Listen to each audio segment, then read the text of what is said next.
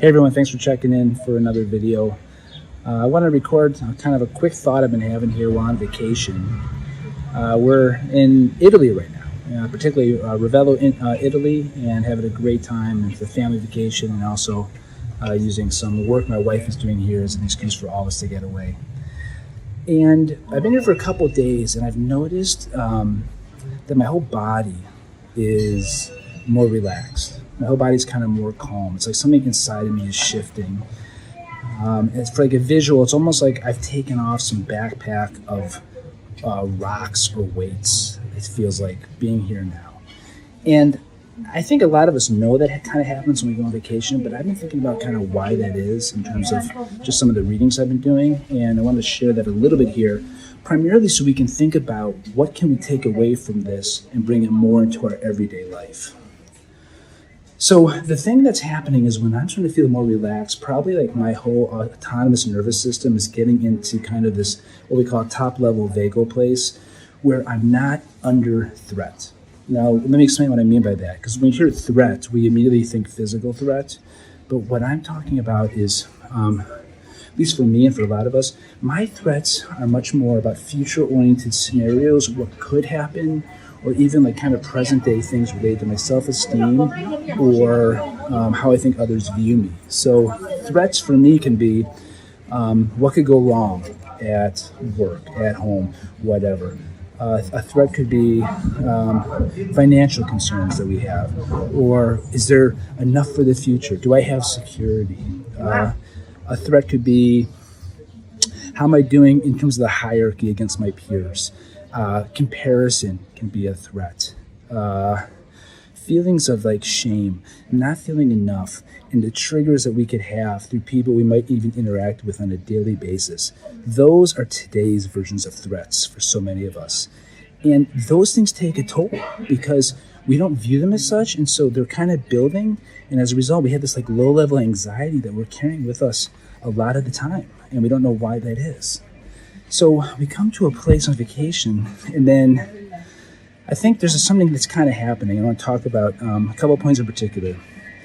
The first thing is that when we go on vacation, we give ourselves permission to release those threats temporarily. So when we go on vacation, I'm not going to think about work, right? Bob the boss, I'm just not going to think about him for a week.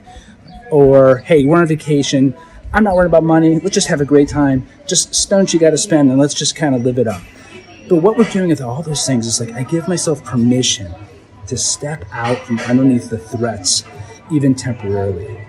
And when we do that, our body responds. It's like our subconscious knows, and then all of a sudden it's like we begin to kind of relax. We're letting go of some of the sympathetic activation, some of this maybe low-level kind of like anxiety or fight or flight, and we're okay.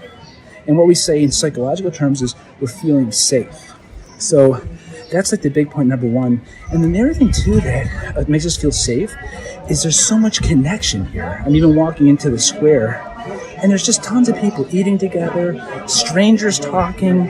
It's like no one cares here where you're from, what you do, or any of that stuff. It's just everyone's just glad to be here, and there's some sense of connection that's going on here through people from all kinds of countries, all kinds of situations, and because of that, everyone is feeling connected. And when we're feeling connected, that translates to some sense of kind of safety. Even when we're out here with our family, as a family system, we're feeling more connected because we're all just a little more relaxed and kind of able to be present with each other more. So why is that important?